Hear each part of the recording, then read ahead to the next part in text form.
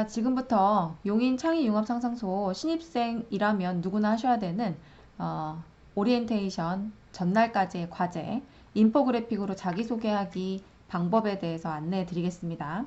시작합니다. 먼저 인포그래픽의 의미를 아셔야 하는데요. 인포그래픽은 정보를 뜻하는 인포메이션, 그리고 그래픽이 합쳐진 합성어라고 보시면 됩니다.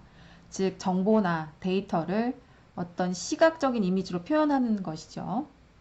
그래서 인포그래픽은 비주얼, 내용, 지식을 바탕으로 어떤 특정한 목적을 가지고 메시지를 전달하기 때문에 주로 광고나 홍보, 교육, 프레젠테이션 같은 다양한 분야에서 활용을 합니다. 그래서 다소 복잡하기도 하고 어려울 수 있는 정보를 만약에 인포그래픽을 사용해서 전달을 하게 되면요, 흥미를 일으킬 수도 있고 정보를 습득하는 시간을 줄이게 되고, 그리고 상대방의 기억에 오래 남도록 하는 어떤 장점이 있습니다. 자, 선생님이 인포그래픽의 예시를 3가지 정도 가지고 왔는데요. 다소 어려울 수도 있고 복잡할 수도 있는 정보를 어떤 이미지와 그림, 그리고 사진, 이런 것들을 가미해서 좀 더 편안하게 다가갈 수 있게끔 만들어진 인포그래픽들인 것 같습니다. 특히 3번째 인포그래픽을 보시면요, 에스프레소와 우유, 그리고 거품의 양에 따라 어떤 메뉴가 달라지기도 하는 다양한 커피의 레시피를 정말 간단하면서도 명확하게 잘 표현하고 있는 인포그래픽인 것 같습니다. 말로 100번 설명하는 것보다 이렇게 이미지 한 장으로 모든 것을 설명할 수 있다면 정말 정보 전달이 효과적으로 이루어지겠죠. 그죠? 이걸 한번 조금 더 자세하게 살펴볼게요. 자, 이렇게 한번 보세요. 지금 왼쪽에 보시면 레시피를 글씨로만 쭉 표현한 부분입니다. 오른쪽이 지금 이전에 봤던 인포그래픽인데요. 특히 사람의 뇌는 글자보다는 이미지를 더 빠르게 받아들이기 때문에 이렇게 문자로만 쭉 레시피를 적어 놓는 것보다 이렇게 이미지와 함께 간단히 표현을 해 놓는다면 좀 더 편안하고 인상 깊게 정보를 전달할 수가 있는 거죠. 이런 점에서 복잡한 정보를 표현할 때에는 인포그래픽을 적절히 사용한다면 그 효과적으로 그 의미를 전달할 수 있겠습니다. 그래서 오늘 여러분은 나라는 굉장히 중요하고도 복잡한 정보가 잘 정리된 자기소개 인포그래픽을 제작을 할 건데요. 그래서 내가 가진 매력과 가치를 잘 전달하는 연습을 할 예정입니다. 또한 이 인포그래픽을 그 용인 창의융합상상소 첫 수업인 오리엔테이션 시간에 발표를 하게 될 거예요. 모든 학년이 전부 다 발표하는 시간을 갖게 됩니다. 프레젠테이션의 가장 기초가 자기소개입니다. 그러니까 자신이 가장 잘 알고 있는 것이 바로 나 자신이거든요. 그래서 나를 분석하고 설명할 줄 안다면 벌써 방대한 데이터를 정리하고 매력적으로 발표할 수 있는 어떤 기반을 다졌다고 볼 수 있습니다. 정말 신나겠죠? 과제를 준비하면서 신나는 마음으로 나에 대한 정보를 정리하고 인포그래픽을 만들어 볼 수 있으면 좋겠습니다. 자, 그럼 우선 매력적인 자기소개 인포그래픽을 만들기에 앞서 여러분이 가장 먼저 해야 할 일은 나라는 정보에 대해서 정리해 볼 필요가 있어요. 나의 어떤 정보들을 인포그래픽으로 나타내고 싶은지, 또 어떤 순서와 어떤 형태로 나타내야 할지 무작정 머릿속으로만 맴도는 생각으로 하시면 안 되고요. 직접 브레인스토밍을 하면서 정리를 해봐야 됩니다. 브레인스토밍 예시 중에 선생님은 마인드맵을 가지고 한번 이렇게 나의 소개를 할 때 표현하고 싶은 내용을 정리를 해봤어요.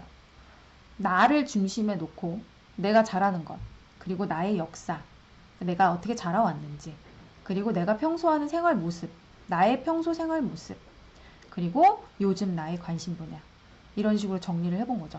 이거는 선생님이 정리한 거고요. 여러분은 또 다르게 정리가 될 수 있습니다. 이런 식으로 4꼭지로 정리를 한 다음 그 꼭지별로 조금 더 세분화해서 들어가는 거죠. 예를 들어 잘하는 것이라는 큰 꼭지를 잡았다면 거기에서 파생되는 내가 잘하는 거, 나는 유머가 있고 소통을 잘하고 운동을 잘해, 춤을 잘 춰. 또한 과학에도 소질이 있는 것 같고, 발명도 잘하는 것 같고, 평소에 독서도 열심히 해. 그리고 뭔가 꾸미는 활동도 잘하는 것 같아. 그럼 이런 식으로 정리를 해주시는 거예요. 여러 가지 것들을 세분화해서. 여러 가지 꼭지가 있다면 그 꼭지별로 다 세분화하는 작업을 한번 해봅니다. 그리고 난 다음 해야 되는 것이 그렇게 자기가 정한 내용별로 알맞은 표현 방법을 정해야 돼요. 그러면 우선 중간에 나를 위치시키라고 했었잖아요. 그래서 가장 중요한 부분은 한 장 이상의 내 사진. 내 사진이 부끄럽다면 캐릭터를 정해도 좋습니다. 내 사진이나 캐릭터를 정해서 우선 나의 이미지를 한번 표현을 해서 중간에 배치를 시켜주시고요. 이후 표현하고 싶은 내용별로 그 내용에 알맞는 어떤 그래프나 아니면 뭐 타임라인 아니면 그림, 글자, 숫자, 기호 같은 것을 정해봅니다. 그래서 어떤 시각적 요소가 가장 효과적일지 생각을 해보는 거죠. 지금 만약에 나의 핸드폰은 하루 동안 어떻게 사용되는지 친구들한테 설명을 하고 싶다. 그러면 이런 원 그래프를 가지고 설명을 할 수도 있을 것 같아요. 20%는 게임을 하고 20%는 검색을 하고 또 나머지 20%는 음악 감상을 하고 유튜브도 하고 카카오톡도 한다. 이런 식으로 설명을 해줄 수도 있겠죠. 그리고 막대 그래프를 활용해서 나의 능력치를 설명할 수도 있겠습니다. 꼼꼼함은 한 20% 되는 것 같고 내 능력치는 가장 높은 게 센스다. 이렇게 설명할 수도 있겠죠. 그죠? 이렇게 하셔도 좋아요. 그 다음에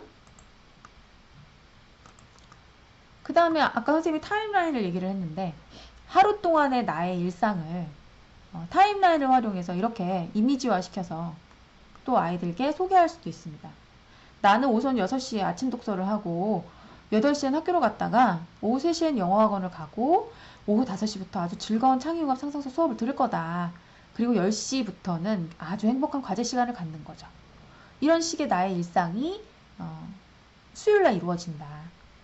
또 월, 화, 목, 금은 어떤 일상이다. 이런 식으로 나의 일상을 친구들한테 소개하는 인포그래픽을 마련할 수도 있는 거죠. 자, 결국에는 이런 것들을 다 정했으면 잘 어울리게 배치해서 여러분만의 인포그래픽 작품을 완성하시면 돼요. 그래서 다시 한번 정리를 해보자면 자신의 모습, 사진이나 캐릭터 같은 것을 중심으로 배치하시고 그리고 자신을 표현할 수 있는 키워드나 그림 요소를 5개 이상 포함시켜서 만들어 봅니다. 그리고 디자인 툴은 여러분이 직접 디자인하기 어렵기 때문에 미리 캔버스를 활용을 하세요. 미리 캔버스를 활용을 하되 미리 캔버스 안에는 자기소개 인포그래픽의 템플릿이 있는 경우도 있습니다. 그 템플릿을 그대로 활용하지 않아야 합니다. 어느 정도는 디자인을 변경해서 나만의 디자인으로 표현을 해주시면 됩니다. 단 이때 이제 주의하셔야 할 점은 너무 산만한 디자인을 하시거나 색의 선택이 너무 산만하다면 오히려 여러분의 정보를 전달하는데 방해 요소가 될 수가 있어요. 그래서 주의해야 합니다. 핵심 전달에 집중을 하고 큰 흐름을 놓치지 말아야 돼요. 그래서 조금 전체적으로 통일감을 주는 디자인을 가지고 구성을 하시면 됩니다. 그래서 선생님이 아까 어떤 예시를 보여줬었냐면요. 이런 예시를 보여드렸었어요. 선생님이 한번 만들어 본 건데 이렇게 사진을 중간에 넣고 나에 대한 소개가 있고 경기초등학교 최고 브레인 박영재 자기소개입니다. 나의 소중한 가족관계도는 이렇습니다. 이런 가족의 영향으로 나는 긍정적인 태도를 지닌 사람으로 자랄 수 있었습니다. 그리고 나의 연대기는 이렇습니다. 나의 역사는 이렇습니다. 이렇게 소개를 하고 내 능력치나 나의 경력 그리고 나를 더 보려면 이런 곳에 방문해라. 뭐 이런 식으로 뭔가 좀 통일된 디자인으로 비슷하게 깔끔하게 그렇지만 내가 원하고자 하는 정보들이 다 담겨져 있는 이런 인포그래픽을 만들어 주시면 되겠죠.